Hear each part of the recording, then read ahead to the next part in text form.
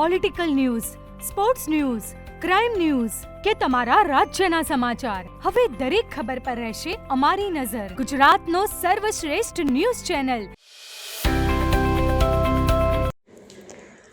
પાટણ શહેરમાં નીલમ સિનેમા નજીક થોડા દિવસે થયેલ ફાયરિંગ મામલો. ફાયરિંગમાં એક વ્યક્તિનું મોત બાદ ફાયરિંગ કરનાર આરોપીઓ ફરાર. માત્ર 72 કલાકમાં 4 આરોપીઓને ઝડપી પાડતી પાટણ પોલીસ. પકડાયેલ આરોપીઓ એક ઝહીર ઉર્ફ ખોખરો, મૂળ રહે સિદ્ધપુર, હાલ બુકડી પાટણ. 2 શાહિદ સાજિદ શેખ, રહે બુકણી પાટણ. ઇમરાન મોહમ્મદ બલોચ, રહે બુકણી પાટણ. એઝાઝ ઉર્ફ વેતિયો, રહે નીલમ સિનેમા પાટણ.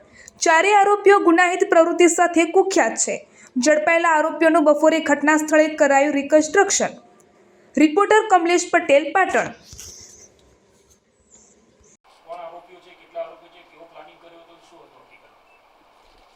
12 તારીખે પાટણના નીલમ સિનેમા ના રોડ પર ફાયરિંગની ઘટના બની હતી, જેમાં યુસુફ ખાન પઠાણની ઉપર 2 રાઉન્ડ ફાયર કરીને એમનું મરણ નિપજાવવામાં આવેલું હતું. એ અનુસંધાને જે આરોપીઓ છે એ આ ગુનો આચરી અને ફરાર થયા હતા.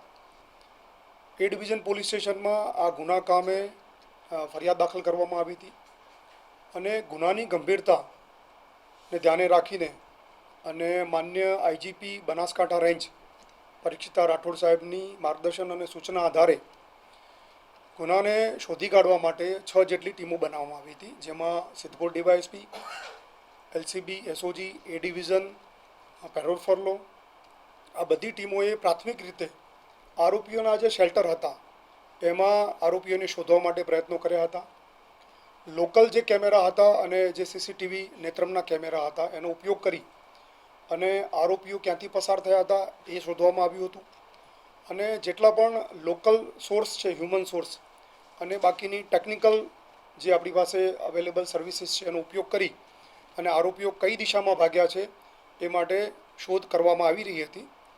અને એ દરમિયાન એ ડિવિઝન પીઆઈ અને એલસીબીને સંયુક્ત રીતે એવી બાતમી મળેલી કે આરોપીઓ એક સફેદ કલરની જાયલો ગાડીમાં વડુ 3 રસ્તાથી પસાર થનાર છે.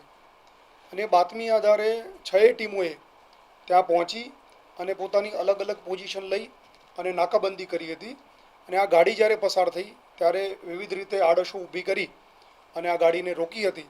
ને ગાડીમાંથી આ ગુનાના કામે જે 5 આરોપીઓ છે એ પૈકી 4 આરોપીઓ ગાડીમાંથી મળી આવ્યા હતા. જે 4 આરોપીઓ જે મળી આવ્યા છે તેમાં ઝહીર અબ્બાસ ખાન બેલીમ ઉર્ફે ખોખરો, શાહિદ સાજિદ શેખ, ઇમરાન ખાન મોહમ્મદ ખાન બલોચ અને એઝાઝ રસૂલ ખાન સિપાઈ ઉર્ફે વેતિયો, આ 4 આરોપીઓ એ ગાડીમાંથી પોલીસને મળી આવ્યા હતા. આરોપીઓ મળી આવ્યા બાદ તેમની પૂછપરછ કરવામાં આવી હતી. તો પૂછપરછમાં પ્રાથમિક માહિતી એવી મળી હતી કે ગુનાના કામે જેમણે હથિયાર વાપર્યું હતું એ હથિયાર વડનગરના મોહસિન ઉર્ફે ચટણી હૈદરખાન પઠાણને એ લોકોએ ગુનો કર્યા બાદ આપ્યું હતું. ગુનામાં જે જાયલો ગાડી વપરાઈ છે એ જાયલો ગાડી, એ ઉપરાંત રિક્ષા અને 4 મોબાઈલો આ ગુનાના કામે કબજે કરવામાં આવ્યા છે. 2 આરોપીઓ આ ગુનાના કામે હાલ પકડવાના બાકી છે. એમાં મોહમ્મદ ખાન બલોચ અને જેને હથિયાર આપ્યું હતું, ગુનો કર્યા બાદ જેને હથિયાર સોંપવામાં આવ્યું હતું એ મોહસિનના બંનેની હાલ આરોપીઓ તરીકે નામ નીકળ્યા છે અને એમને અટક કરવાના બાકી છે. ઝાહિરનો ઇતિહાસ જોઈએ તો એની ઉપર અલગ અલગ 10 પ્રકારના ગુના દાખલ થયેલા છે, જેમાં રાજ્ય બહારની લૂંટધાડ છે અને 302, 307 એ સિવાય મારામારીના પણ ગુનાઓ દાખલ થયેલા છે. બીજો આરોપી જે છે ઇમરાન ખાન બલોચ, એની ઉપર પણ મારામારી અને જુગારના કુલ 7 ગુના દાખલ થયેલા છે. આ ગુના કામે આરોપીઓ પકડાયા છે. પ્રાથમિક પૂછપરછ ચાલુ છે. રિમાન્ડ લઈ અને વધુ પૂછપરછ કરવામાં આવશે. આ આરોપીઓ ક્યાં શેલ્ટર લીધું છે, હથિયાર ક્યાંથી લાવ્યા છે, ગુનામાં કોઈએ મદદ કરી છે કે કેમ, અને અન્ય રીતે પણ કોઈ મદદ પહોંચાડી હોય તો એ બધી તપાસ અત્યારે કરવામાં આવનાર છે. પ્રાથમિક રીતે એવું જણાઈ આવે છે કે 3 દિવસ પહેલાં આ પરિવારો વચ્ચે જ્યારે ઝઘડો થયો ત્યારે ત્યારથી જ આ આરોપીઓએ આને મારી નાખવા માટેનું પ્લાનિંગ કર્યું હોય એવું પ્રાથમિક રીતે જણાઈ આવે છે.